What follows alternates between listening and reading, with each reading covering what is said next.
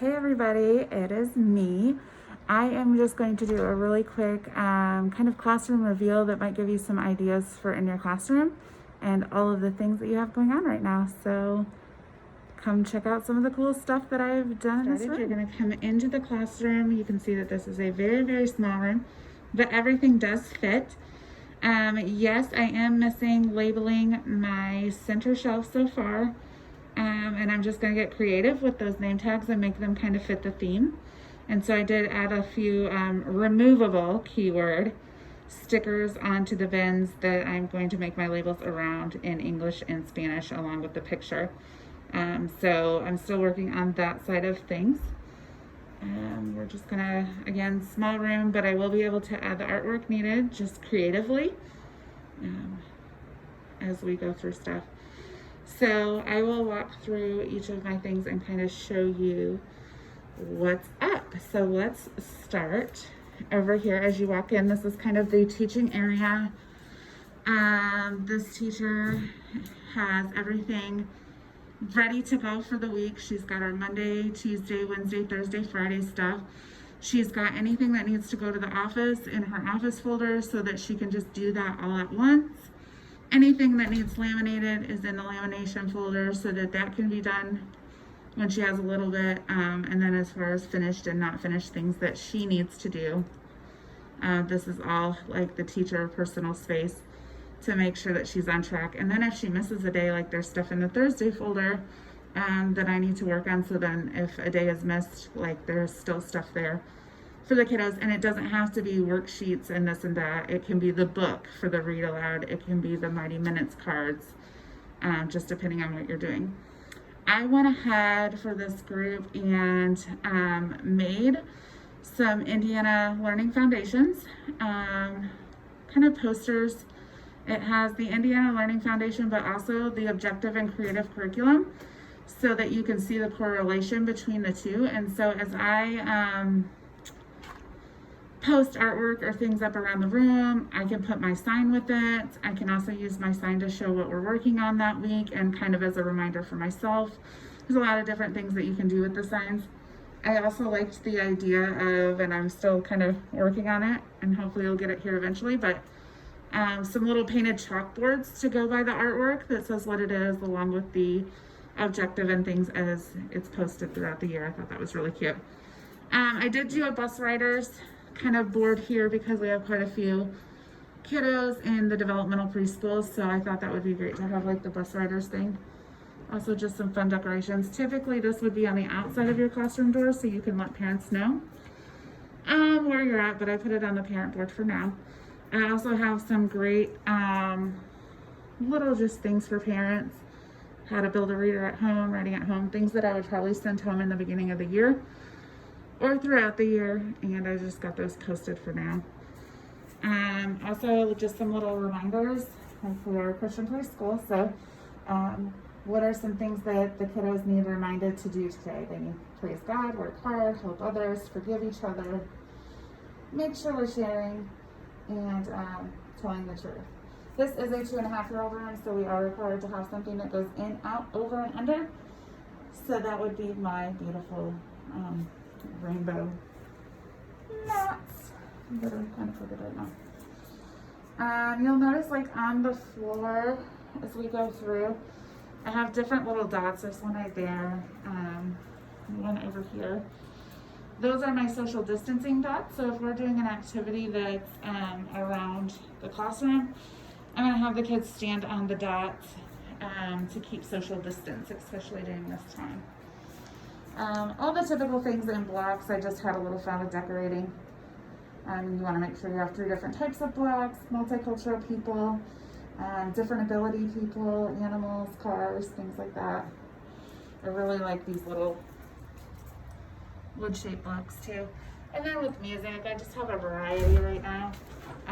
So there's that. And then I also made some take-home learning folders, which I will go over and show you those, just so you get an idea. So kids at this age really love homework.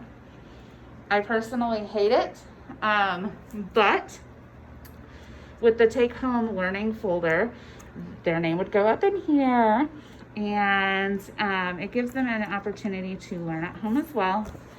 So for right now, like the beginning of the year, I would just add little things that they can go over with their parents as far as emotions, feelings, days of the week, months of the year, weather. Patterns is a big one for these little guys.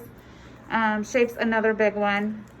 And make sure you really read your shapes, and they are the shapes that you are actually going to be reviewing in the classroom. Color words, parts of the body, lefts and rights. We're beginning kind of presenting these things to these little guys, and then positional words. So these are things that they can just review at home, and then when they come in, they can put their homework folder in the little box. And kids absolutely love doing that sort of thing.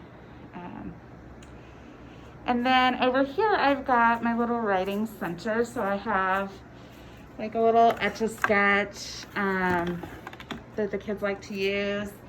I've got some dry erase markers. I've got whiteboards. I also put in letterboxes for the writing center. And again, this is not my classroom, so I'm still working on putting some of this stuff together.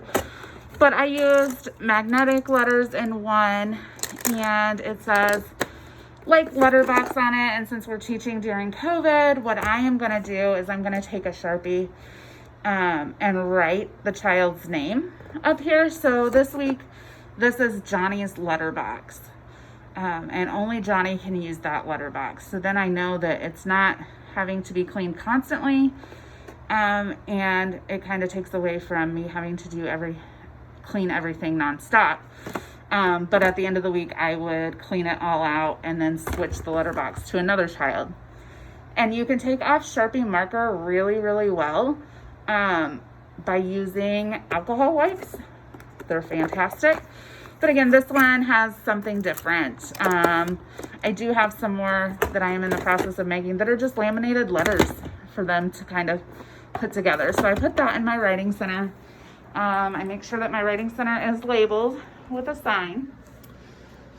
And I also have some letter tracing things to go through with the kids. And this is like when I would work with them, or they can practice using a dry erase marker on these.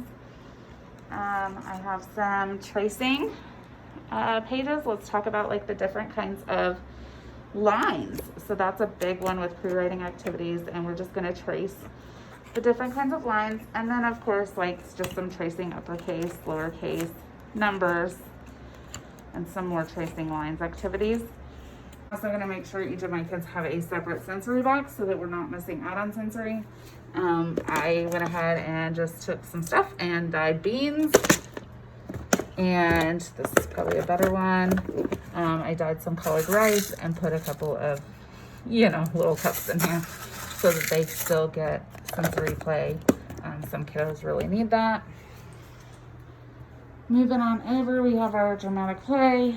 Again, not a very big classroom, but managed to fit everything in there. And then our calm down, safe space, very important. I put a couple books with that about good choices, bad choices, deep breaths, how do you feel, things like that. And then the labels are just for me because that's how I roll. And then also I put like just a few things like teacher reminders.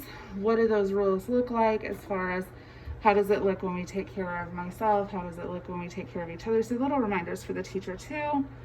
Also inside here, I just put like little writing shapes and things like that.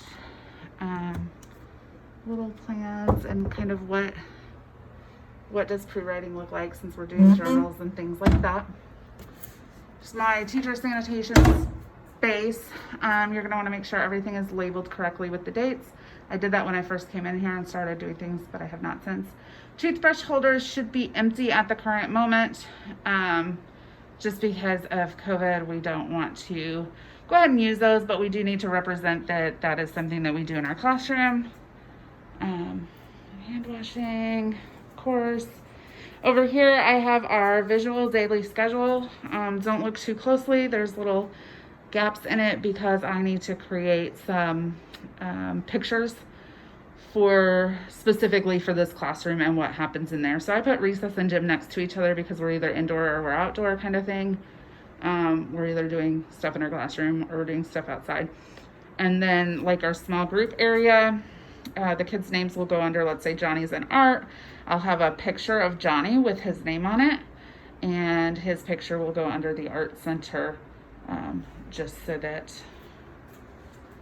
he knows where he's supposed to be. So that's where the kids' pictures will go. And then I have like my emergencies kind of area.